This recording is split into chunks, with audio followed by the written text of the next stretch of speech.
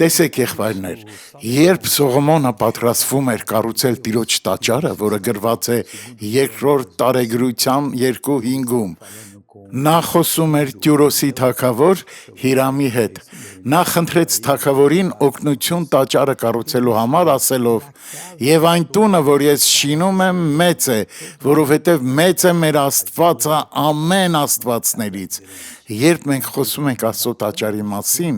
մենք պետք է մտածենք մեծ տաճարի մասին, որտեղ անկախ նրանից, թե քանի հոգի է նա մեզ ուղարկում, նրանք բոլորը կընդունվեն և կազատվեն։ Դա իսկական հիվանդանոց է մարդկանց հոգիների համար։ Մյուս աստվածները ոչինչ են։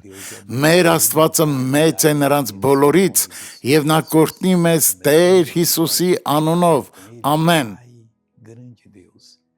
Աղոթենք խոսելով Աստծո հետ. Հայր, մեր Աստված,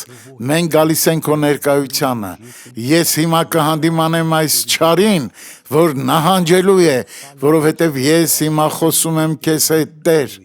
Ես պահանջում եմ և հրաման եմ տալիս ասելով. չար,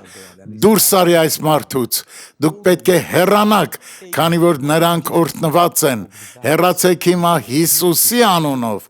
Շնորհակալություն։ Ամեն։